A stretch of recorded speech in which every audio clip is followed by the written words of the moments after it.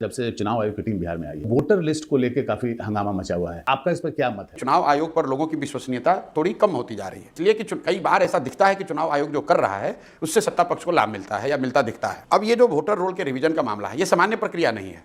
2003 के बाद जैसा मुझे बताया गया है, ये पहली बार इस तरह का स्पेशल ड्राइव लगा करके वोटर रोल को सो कॉल्ड क्लीन किया जा रहा है। लेकिन शक की सुई कहां से शुरू होती है? जो पिछले साल चुनाव हुए महाराष्ट्र में और हरियाणा में, वहां पर भी इस तरह के मैसिव इलेक्टोरल पोल रिवीजन हुआ और उसके बाद से विपक्षी पार्टियों का, विशेष करके विपक्ष के नेता राहुल गांधी का, कांग्रेस का ये आरोप है कि इलेक्टोरल रोल में महाराष्ट्र में, हरियाणा में जो चेंज हुआ उसमें सत्तारूढ़ दल भाजपा को फायदा हुआ और लाखों ऐसे नाम जो कि भाजपा के पक्ष में वोट देने वाले लोग नहीं थे, उनका नाम काट दिया गया।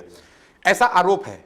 चुनाव आयोग ने उस आरोप का कोई विश्वसनीय जवाब अभी तक दिया नहीं, उसको खारिज कर दिया, लेकिन कोई जवाब नहीं दिया। तो मुझे ऐसा लगता है कि बिहार में अगर आप ऐसा कर रहे हैं तो चुनाव आयोग को, उनके अधिकारियों को एक्सप्लेन करना चाहिए कि अभी जो इलेक्टोरल रोल है इसमें संशोधन का आधार क्या होगा, किन लोगों का नाम आप हटा रहे हैं, जिन लोगों का नाम आप हटाना चाहते हैं उनको अपील करने की या अपनी बात करने की सुविधा होगी कि नहीं होगी। दूसरा, जिन लोगों का नाम आप जोड़ना चाहते हैं कम से कम ये बताइए तो कि भाई वो आदमी क्यों छूट गया था और किस आधार पर उसका नाम जोड़ रहे हैं। और इन सब प्रक्रिया के बाद एक बार फिर से जो रिवाइज्ड इलेक्टोरल रोल हो वो सारे स्टेक होल्डर्स को प्रकाशित किया जाना चाहिए। क्या इलेक्शन कमीशन ने इस प्रक्रिया को पूरी तरीके से ट्रांसपेरेंट बनाया है?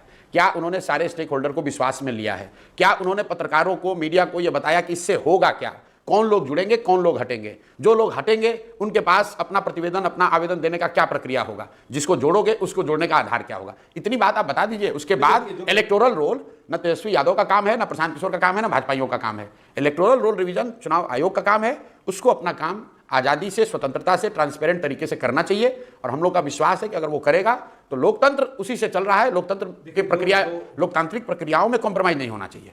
हम लोग पक्ष विपक्ष में नहीं खड़े हैं।